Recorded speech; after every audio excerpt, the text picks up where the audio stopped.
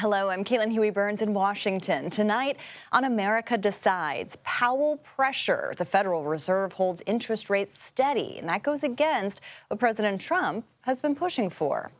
And nuclear roulette, tensions between India and Pakistan are escalating. Why a wider war could break out between two countries with weapons of mass destruction. Vatican decides, but not yet. The Cardinals will need to keep voting to pick the next pope after sending black smoke through the chimney today.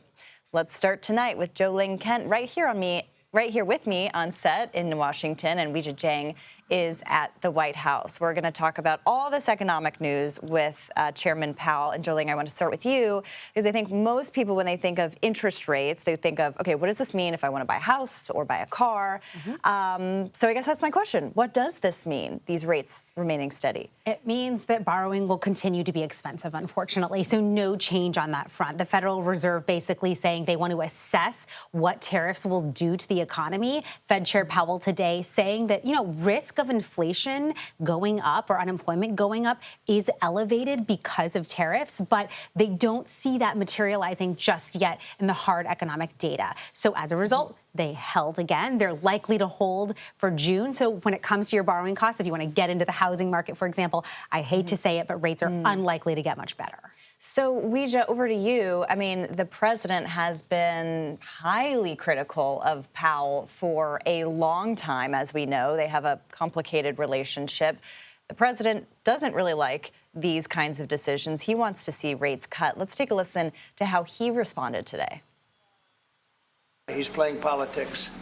Interest rates should be down now. They should be coming down. We think the Fed should lower the rate. We think that it's a perfect time to lower the rate, and would like to see our chairman be early or on time as opposed to late.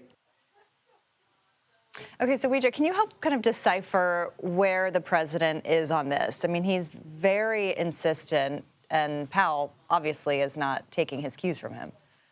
So just to be very clear first, what we heard just now from the president was not from today. He actually hasn't responded yet, either on camera or on Truth Social, where he likes to post, or even via an official White House statement about today's decision. But you're right in that he has weighed in leading up to today, which is nothing new for President Trump. It's something he's been doing since his first term, expressing this frustration specifically with the chair of the Federal Reserve, Jerome Powell. The difference is between then and this term, he used that word politics. He said that this is not just a bad decision, but that there's a motivation behind it. And that's why economists are so concerned, because, the Fed strives to maintain its independence. It is a core factor of every decision they make, because they don't want the markets to think there is any bias or external factor going into these critical decisions about interest rates.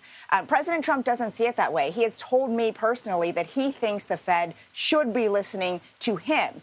And he also denies that any of these decisions have anything to do with his aggressive tariffs policy. And again, he, is trying to explain away why these rates are not going down, when in reality, when you ask, experts who study this all day long, and I'm sure Ling can weigh in on this, they will tell you, of course, that is a factor because of all the uncertainty that these tariffs have created.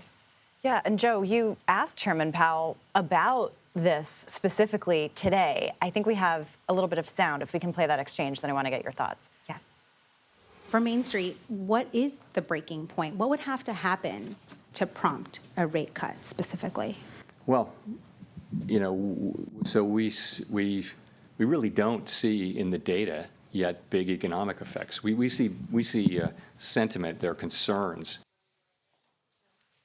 So what does he expect? And how is trade impacting all of this? Well, there's a couple of things happening here. Basically, the uncertainty that we see in consumer sentiment and consumer confidence going down hasn't materialized in inflation data, jobs data, things like that. The hard data that the Fed always looks at when it comes to making a decision on whether or not to move the benchmark interest rate up or down.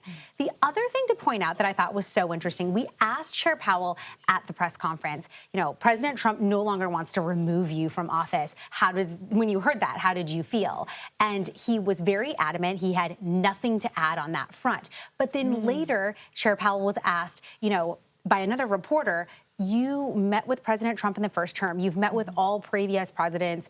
Why haven't you met with the president in this current term? And he made it really clear. He's like, we're maintaining independence. If the president wants to reach out to me and have a meeting, that's one thing. But it is not his job, in his view, to reach out to the White House to have a meeting and have more of a dialogue. So that's why you see so much of the back and forth happening, in press conferences like this. I mean, that's interesting. To your point, they're speaking to each other, but through through the media, essentially. And Weijia, I mean, that underscores your point about the need for the Federal Reserve to be completely independent. As Joe mentioned, he's threatened many times to fire Powell. But why do you think he's kind of, at least for now, backed off of that? The president would say he has never threatened to fire Powell. And if you go back and really dissect the semantics, the wording, he doesn't really say that explicitly, but it certainly implied when he was talking about he couldn't wait until the end of Powell's term. It can't come soon enough. He was also explicitly asked in the Oval Office if he thinks he has the power to remove Powell, and he kind of sidestepped that. But, he did this in the first term as well, and he was toying with the idea of even trying to remove him. And we know back then his advisors warned him that that could really cause the markets to spiral, that it could really have a negative impact. And I think the same is true this time around. There are people close to him who got in his ear and sort of reined it back. And also he could see how his words were impacting the markets. And so even though he likes to say he doesn't pay much attention to it, we have to remember who he is. This is Donald Trump.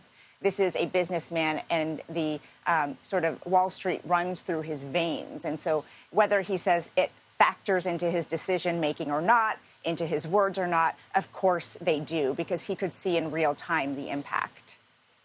This will be certainly a relationship in Washington, yet another one to keep an eye on. And I can't think of two smarter people to have discussed this with. Ling Kent and Weijia Jiang, thank you so much. We appreciate it.